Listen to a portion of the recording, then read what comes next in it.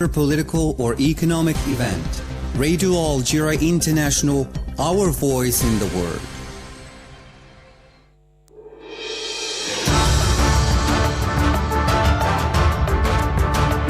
This is the English service of Radio Algeria International. It's time for the news. Foreign Minister Ahmed Attaf has strongly deplored the incorrect and inaccurate information on the freedom of religion in Algeria in the latest communique released by the U.S. State Department.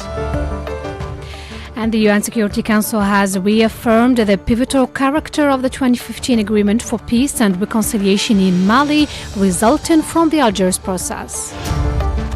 And as the U.S. Secretary of State pursued his tour to the region, the Israeli army continued its pounding of Gaza, killing at least 148 Palestinians, mainly women and children. And those were the major developments. Now the full news edition. Good afternoon. The Minister of Foreign Affairs and National Community Abroad, Ahmed Attaf, has exchanged with the U.S. Secretary of State, Antony Blinken, views and deep consultations on several issues, included in the agenda of the UN Security Council of this month.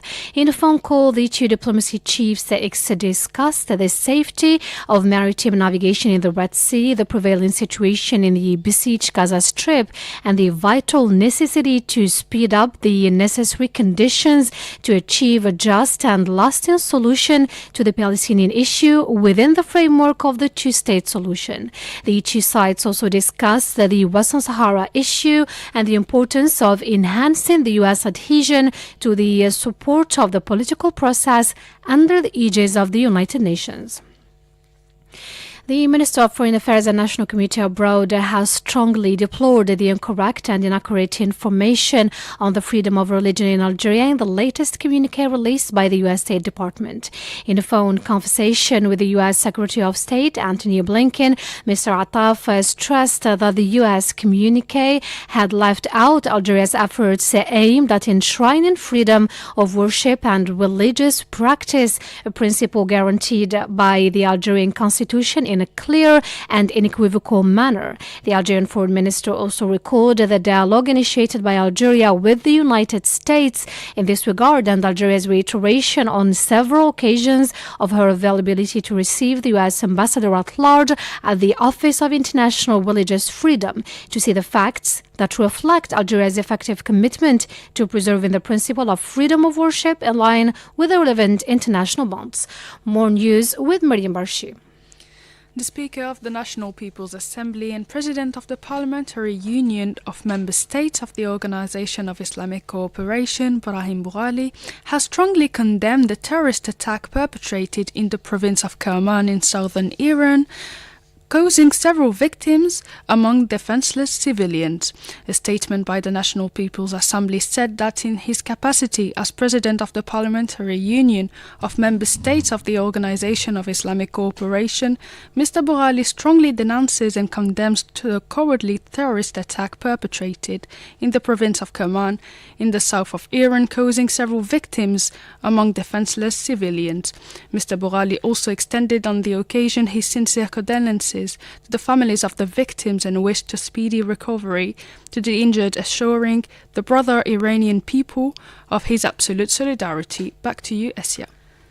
And the Army Chief of Staff, Army General Said Shengriha, has received a political director of the German Federal Ministry of Defense and security policy advisor to the Ministry of Defense, who is paying a working visit to Algeria at the head of a high-level delegation. In a meeting, the two parties reviewed the prospects for bilateral military cooperation and means to develop and consolidate coordination on issues of common concern. And as the U.S. Secretary of State pursued its tour to the region, the Israeli army continued its pounding of Gaza, killing at least 148 Palestinians, mainly women and children. At least 64 Palestinians were killed and scores of others wounded in the Israeli bombardments that hit the central part of the territory as well as the southern town of Rafah, bordering Egypt. The news agency Wafa indicated that two Palestinian journalists were today killed when their vehicle 4 was hit by a missile west of Khan Yunis in the southern part of Gaza. At least 35 people died in the bombardments on the Khan Yunis region. The Israeli operation on Gaza, which entered its fourth week, has claimed over 22,800 lives and caused widespread damage in Gaza. And the King Abdullah II of Jordan today called on the United States to put pressure on the Israeli occupation to secure an immediate ceasefire in Gaza and warned against the disastrous consequences of a pursuit of the hostilities. During a meeting in Amman with the U.S. Secretary of State Antony Blinken, the King reiterated Jordan's rejection of a forced displacement of Palestinians in both the West Bank and the Gaza Strip. And the European Union Foreign Policy Chief Josep Borrell has sounded the alarm about Lebanon being dragged into a regional conflict in a spillover from the Israeli waged war against Gaza. Speaking during a visit to Lebanon, Borrell said it was imperative to avoid a regional escalation in the Middle East and warned the Israeli occupation that nobody will win from a regional conflict. And meanwhile, you're listening to Radio Algeria International, and more details with Mariam Barshi. The UN Security Council has reaffirmed the pivotal character of the 2015 Agreement for Peace and Reconciliation in Mali, resulting in the Algiers process, and urged all the signatories to resume dialogue, get involved in the implementation of the agreement to guarantee peace and stability in Mali. The Security Council praised the significant efforts deployed by the leaders and the personnel of the United Nations Multidimensional Integrated Stabilization Mission in Mali, MINUSMA, since 2013, carried through the mandate of the mission in difficult circumstances and paid tribute to the Malian people for its resilience and efforts in the context. It paid tribute to the 311 members of the MINUSMA personnel who lost their lives serving peace and expressed their deepest condolences to their families. They also wished a quick recovery to the injured personnel during the withdrawal phase. Meanwhile, the UN Security Council recognized the role played by the transitional government of Mali during the withdrawal of the MINUSMA and stressed the need for a full and continued cooperation of the transitional government of Mali, including the fulfillment of its obligations as part of the Accord of the Statute of its forces. Back to you, Essia. The Somalian President Hassan Sheikh Mohamud has signed a draft law cancelling the maritime agreement recently concluded between Ethiopia and separatist region of Somaliland, which he rejected as illegal. Under the protocol agreement signed on January 1st, the self-proclaimed Somaliland region grants Ethiopia the access to 20 kilometers of its coastlines for 50 years via a leasing agreement. The Somalian president declared that the adoption of the draft law cancelled the illegal agreement that grants Ethiopia access to the Red Sea, which is progressively lost. Eritrea proclaimed its independence in 1993. And back to the Middle East, Lebanon said it had lodged a complaint before the UN Security Council following the Israeli attack on a residential district south of Beirut. And Professor of International Relations at Beirut University, Leila Nicholas Rahbani, has said that despite the escalation of tensions between Lebanon and the Israeli occupation forces, a war between Hezbollah and the Israeli forces is not likely to happen, as the outcomes of such conflict may lead to an out-of-control regional war. I don't think there will be a full-fledged war between Israel and Lebanon. Both Israel and Hezbollah don't want this war. Even the United States called for restraint because it may lead to a regional war which no one can maintain. A war with Hezbollah is different from a war with Hamas. Hezbollah is more powerful, it has more advanced weapons, besides its influence in both Iraq and Syria. Any Israeli aggression against Lebanon may lead to Iranian involvement in this war and may lead to a holistic regional war. Borrell visit and the other European and American visits to Lebanon and their recommendations will not have any effect because there will be no termination of hostilities between Lebanon and Israel before the Israeli war against Gaza stops. This is what Hezbollah leader Hassan Nasrallah said, and will be the momentum till now in Lebanon. That was the statement of Leila Nicholas Rahbani, Professor of International Relations at Beirut University, to our colleague Mohammed Mazid. And to Bangladesh now. The people in Bangladesh went to the polls today as part of general elections amid pre-poll violence and opposition calls for a boycott by main opposition party BNP of the incumbent government and its candidate, current Prime Minister Sheikh Hasina. However, Hasina is expected to secure another term amid a lack of significant rival option. Ahead of the General Assembly elections, the nation is witnessing several cases of pre-poll violence in 14 polling centers, and 2 schools have been set ablaze in Bangladesh. The country's election commission reports that over 119.6 million registered voters are eligible to cast their ballot at more than 42,000 polling stations, adding that the election results will likely be issued early tomorrow. And North Korean forces have conducted artillery fire with over 60 rounds northwest of Yeonpyeong Island. Seoul's Joint Chiefs of Staff said in a statement that North Korea fired more than 200 rounds of artillery shells and the 2 sparsely populated islands situated just south of a de facto maritime border between the 2 sides. Residents of the 2 islands were ordered to evacuate to shelters, and ferries were suspended during one of the most serious military escalations on the peninsula since Pyongyang fired shells at one of the islands in 2010. You're still listening to Radio Algeria International, 14 hours 42 minutes. Algeria's time. That's it for our news bulletin. And now the international event of the week. The international event of the week.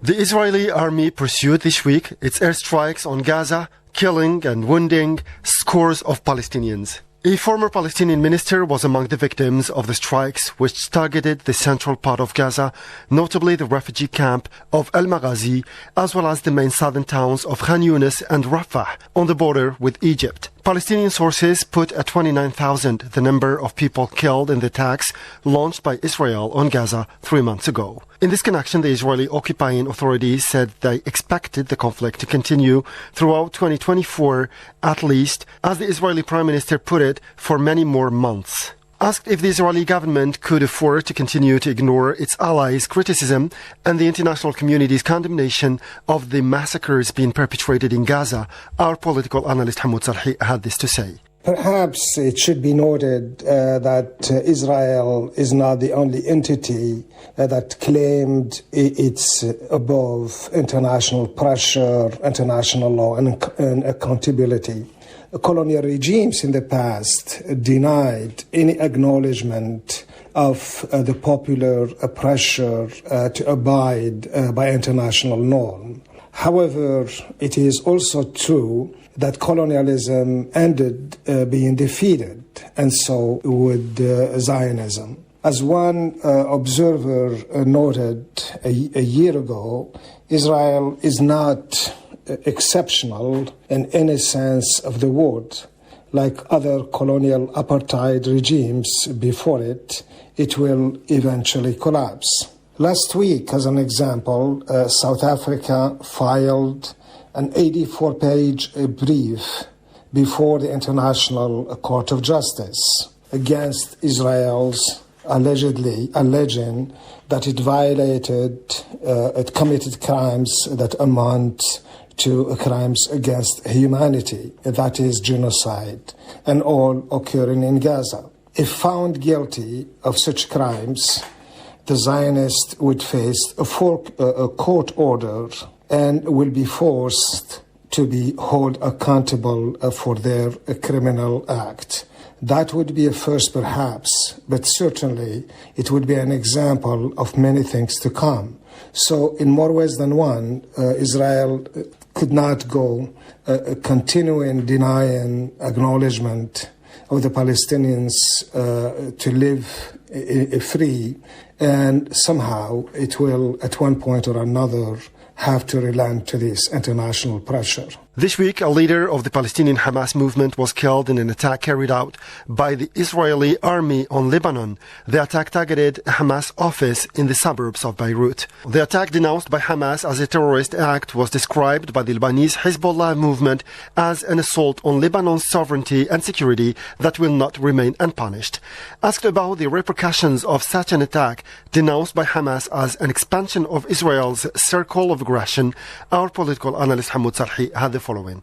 No doubt this attack has severe repercussion on the region. Israel's intent was to broaden its assault on Lebanon so other countries might get involved. In particular, Israel was looking to see Iran involved, and that would certainly bring the United States into the picture as well. Rightly so, however, the Hezbollah leadership noted that such hostile attack against Lebanon's sovereignty cannot go unnoticed, and already Hezbollah has launched a strong response to Israel by launching what appeared to be a first step of a response, launch a barrage of rockets toward an Israeli air surveillance base on Mount Meron, Lebanon. But there are other serious implications, and this can be derived from what Nasrallah, the leader of Hezbollah, noted, that the attacks on Lebanon's sovereignty has incited movements and other movements in Iraq, Syria, Yemen, and of course in Gaza to now aim for independence and would not stop from fighting until they achieved their independence, and of course until Gaza is free. So the response so far has been very strategic and, as expected, very much goal-oriented in a sense. It is designed by Hezbollah to create an impact, to make sure that the Israelis understood that they cannot, their action could not be taken lightly, and while making sure that the conflict does not expand so that Israel could use it to do harm and bring United States into the picture. Palestinian President Mahmoud Abbas rejected this week any Israeli plan or attempt to force the Palestinians to leave their land. He made it clear that any displacement from the Gaza Strip or the West Bank would not be allowed, whatever the cost. In a statement made on the occasion of the 59th anniversary of the Palestinian Revolution led by the Fatah movement, he reiterated the Palestinians' determination to carry on the fight until they recover their independence. President Abbas stressed that the Palestinian people would continue resisting the comprehensive war of extermination waged by Israel in the occupied territories with the aim of turning the Palestinian issue into a humanitarian cause. President Abbas's statement came in response to an Israeli far-right minister's call for the Jewish settlers' return to Gaza and for the displacement of the Palestinians from their territory. Asked if Israel's plan could be envisaged and challenged U.S. President Biden's vision for the future of Gaza and the West Bank, which he insisted must be reunited, our political analyst Hamoud Salhi commented the issue. There are serious differences about post-Gaza, or when this criminal genocidal acts against the Palestinians in Gaza is over. This differences centers on the government of Gaza and to some degree the West Bank. But these differences are ignoring the major or the decider in all of this, the Palestinians. The Palestinians, through their leadership, through their resilience and resistance, have time and again spoken that they want a free, independent Palestine, and they want to rule themselves by themselves without any external interference.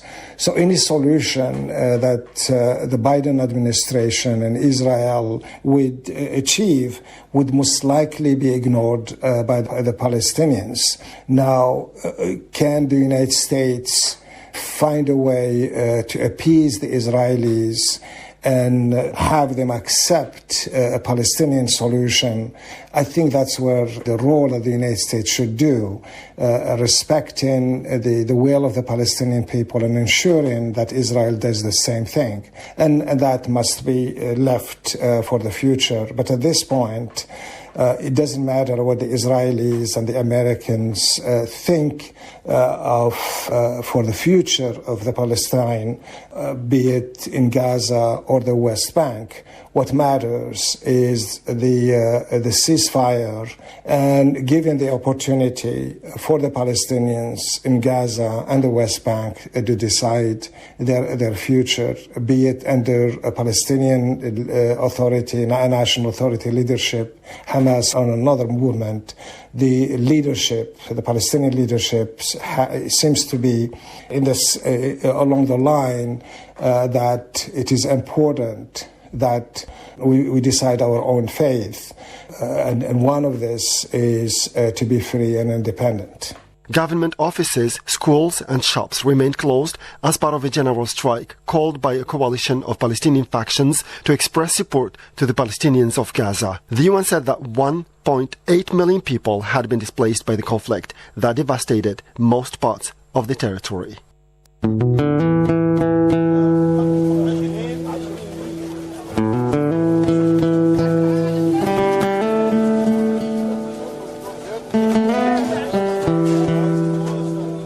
Welcome to your weekly program, Destination Algeria. I'm Jamal Semeni.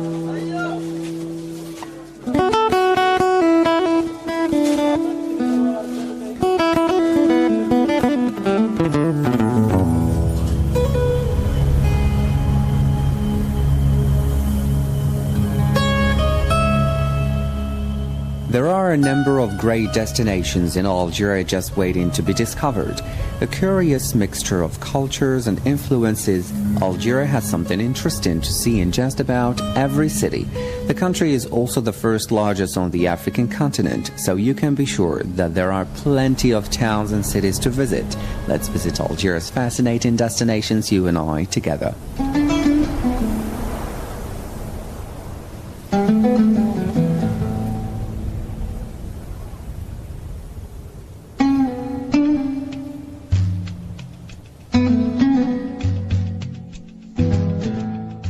Cultivated for its deliciously sweet and nutritious fruit, the date palm is a familiar sight in Algeria, with desert oasis towns generally featuring large palm groves. There are many different varieties of dates, but the most prized of them all is the Deglet Noor, referred to as the Queen of all dates, which originated in Algeria.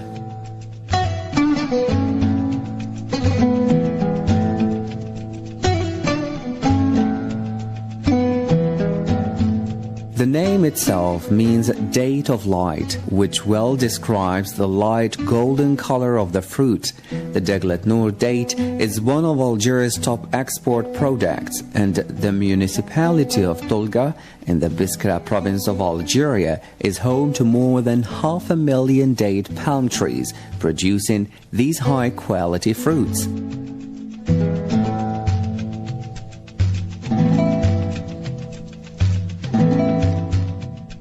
Dates are packed with vitamins, minerals, and other nutrients, making them an ideal snack as an energy booster.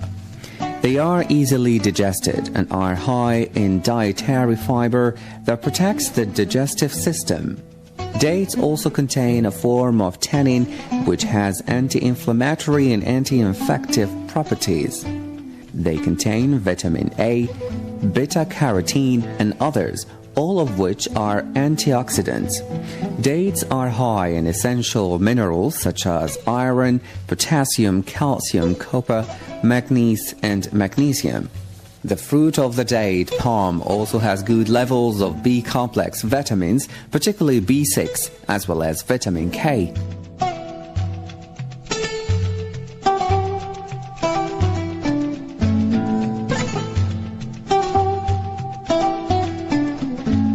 In addition to being enjoyed as a snack on their own, dates are used in a wide variety of dishes and treats. They are usually pitted before going to market and can be stuffed with all types of fillings, including nuts, tahini, cream cheese, or marzipan.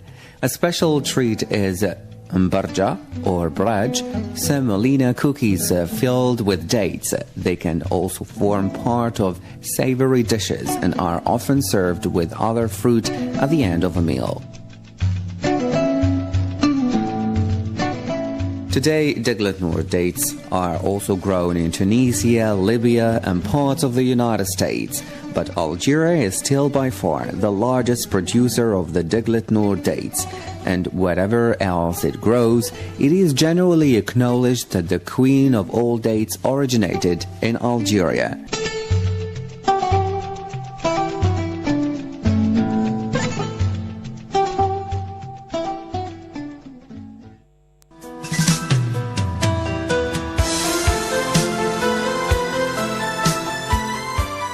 Assia Jbar was born Fatima Zahra Imalayan on the 30th of June 1936 to Tahar Imalayan and Bahia Zahrawi into a Berber family. She was raised in Cherchel, a small seaport village near Algiers. Her father, the only native teacher of French, insisted on her continuing with her education, and she was the first Algerian and Muslim woman to be accepted by the École Supérieure in Paris.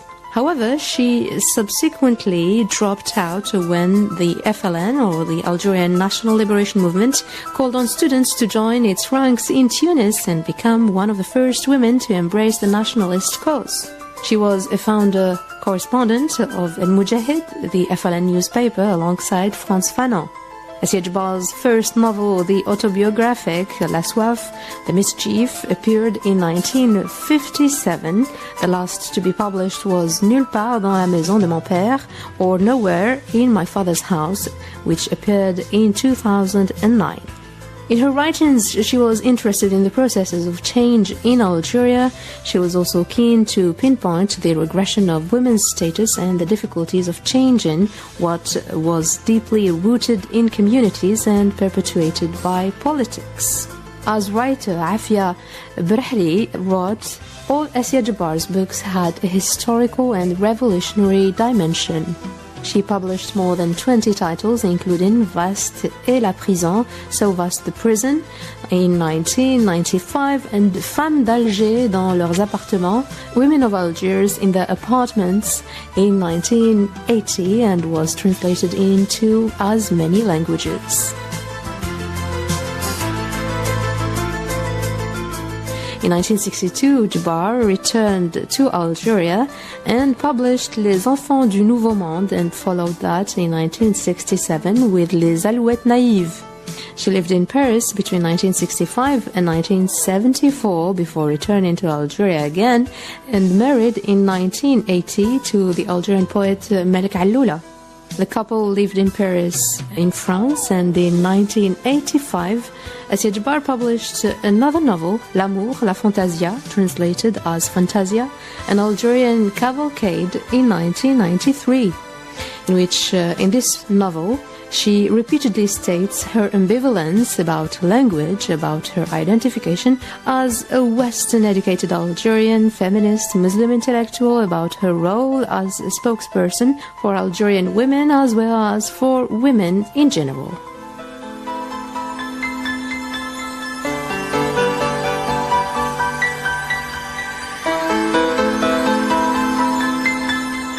Assia Jbar died in February 2015 in Paris, aged 78, just as she had lived, silently and in a dignified way, intransigent and resolute, as her pen name means. She wished to be buried next to her father in the Cherchel cemetery that overlooks the sea.